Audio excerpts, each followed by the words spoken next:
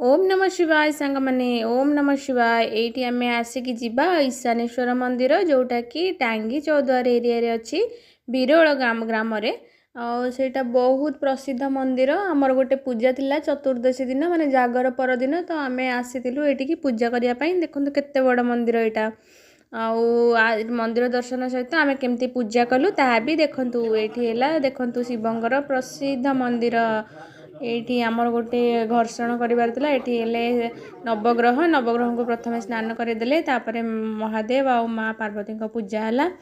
तापरे आमर रेडी हो गले ऋषि बाबा आसिक हैरान करते मझे मझे देखु। ये आमर घर्षण भोग भी करने प्रथम रेडी हो गले।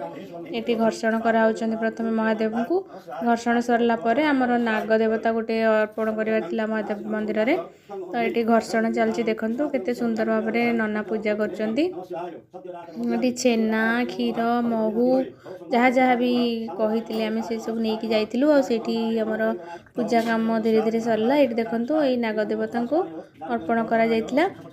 प्रथमे पंचामृत स्नान कराला तापरे अर्पण कराला तापरे क्षीर ये जहाँ भी दबार थिला पूजा विधि हिसाब से कराला। ये पंचामृत भी दिहला। तापरे देखु ये प्रसाद खाइला आम नड़िया भंगी न भांगिले तो पूजा संपूर्ण हुए नहीं। जहाँ भी ओषा रखिए सब नड़िया ही भांगिले ही संपूर्ण हुए। ये आरती सरला पूजा सरला पाखापाखि आमको 2 घंटा पाखापाखि पूजा लगिगला।